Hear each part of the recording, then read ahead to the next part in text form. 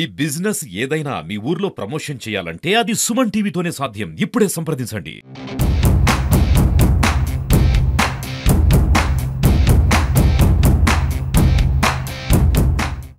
4 మండలాల నియోజకవర్గ ప్రజలకి, ఎంపీటీసీలకి, సర్పంచులకి ప్రతి ఒక్కరికి నా యొక్క ధన్యవాదాలు తెలియజేసుకుంటున్నాను.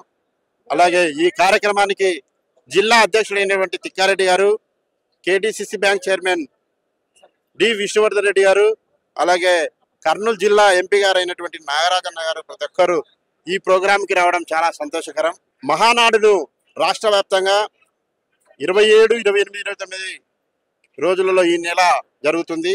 ఈసారి రాయలసీమ ప్రాంతమైనటువంటి కడప జిల్లాలో ఏర్పాటు చేయడం చాలా సంతోషకరం. ఎన్టీ రామారావు గారి జయంతి 28వ తేదీ సందర్భంగా ఈ యొక్క మహానాడు నిర్వహించడం చాలా ఆనందకరం. మహానాడు కార్యక్రమంలో చాలా తీర్మానాలు కూడా చేయడం జరిగినది. మేము డెవలప్మెంట్ తీర్మానాలు, ఈ తీర్మానాలని రాష్ట్ర మహానాడు కార్యక్రమంలో ఇవ్వటం జరుగుతుంది. ఎన్టీ రామారావు గారు అత్యంత తక్కువ కాలంలోనే సీఎం అయిన వ్యక్తి భారతదేశ చరిత్రలో ఆయన ఒక్కడే ఉన్నాడు. ఆ తర్వాత ఎన్టీ రామారావు తర్వాత నారా చంద్రబాబు నాయుడు గారు ఈ రాష్ట్రాన్ని అభివృద్ధి పరచడంలో చాలా ఉన్నత శిఖరాలు తీసుకువెళ్ళడం జరిగింది.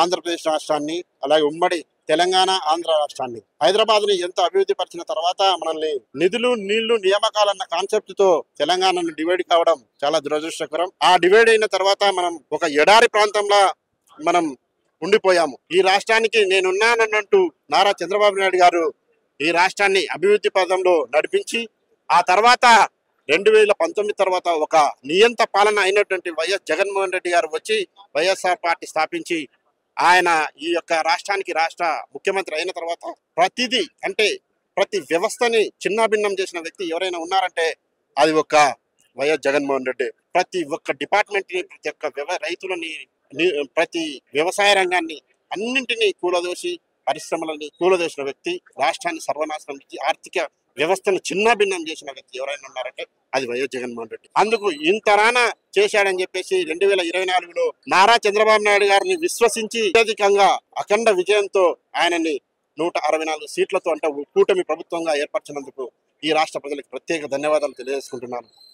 ఈ మహానాడికి ప్రతి ఒక్కరూ అంటే వాళ్ళకి ఇంట్రెస్ట్ ఉన్న వాళ్ళు మా కార్యకర్తలు ఎవరైనా వచ్చినా మేము మహానాడు కార్యక్రమాన్ని తీసుకువెళ్ళడానికి సిద్ధంగా ఉన్నాము. ఈసారి ఖచ్చితంగా అఖండ విజయం అందించినందుకు తొలి మహానాడుగా ఏర్పాటు చేసి అక్కడ ప్రతి ఒక్కరికి ఆయన నారా చంద్రబాబు నాయుడు యొక్క ప్రసంగాన్ని వినవలసిందిగా కోరుకుంటూ సెలవు తీసుకుంటున్నాం.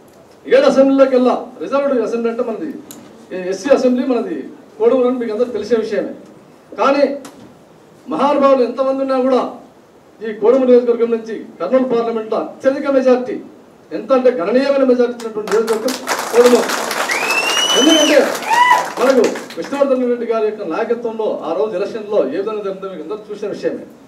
ఏకపక్షంగా ఆయన ఆ నిర్ణయం తీసుకొని ఖచ్చితంగా ఈ 7 అసెంబ్లీలోకి వెళ్ళా బలమైన మెజార్టీ రావాలని చెప్పేసి ఎంత తపంతో దాదాపు 34,000 మెజార్టీ తీసుకొచ్చారంటే ఆశామాషి విషయం కాదు. కాబట్టి అంత బలమైన నాయకత్వం మనకు ఉందంటే, ఆ నాయకత్వం కింద మనం అంతా ఇక్కడ కూర్చున్నామంటే నాకు చాలా గర్వంగా ఉంది, చాలా సంతోషంగా ఉంది. ఎందుకంటే నిన్న చంద్రబాబు నాయుడు గారు సేవడు మీకు, ఎందుకంటే కొన్ని విషయాలు మీకు తెలియవు, నేను చెప్పాలి, నా బాధ్యత. నిన్న చంద్రబాబు నాయుడు గారు మీటింగ్కి వస్తే కూడా అలా విష్ణువర్ధన్ గారు వచ్చి ఆ కోడమూరు నియోజకవర్గం నీటి పరిస్థితి బాగాలేదని చెప్పేసి అక్కడ సార్తో చర్చించడం జరిగింది. ఎందుకంటే ప్రత్యేక ప్రణాళిక దానికి కార్యాచరణ ఏర్పాటు చేయాలా. విష్ణువర్ధన్ రెడ్డి గారు ఉండగానే ఈ కోడమూరు నియోజకవర్గంలో నీటి సమస్య అనేది ఉండకూడదని చెప్పేసి పరితపిస్తా ఉన్నారు. వాస్తవంగా ఎన్నో రకాలుగా మేము చంద్రబాబు నాయుడు గారికి పోతే కూడా సార్ ఫైల్ పట్టుకొని దాన్ని చేయాలని చెప్పేసి ఒక సంకల్పంతో ఉన్నారు. కాబట్టి నేను చెప్పేది అంటే ఇదే కాదు, ఆయన యొక్క నాయకత్వంలో మన నియోజకవర్గం మిగతా నియోజకవర్గాలతో కంపేర్ చేస్తే ఒక కమిట్మెంట్తో, ఖచ్చితమైన కమిట్మెంట్తో మీకు ఎంత న్యాయం జరుగుతుందని చెప్పేసి నేను భరోసాతో చెప్తున్నాను.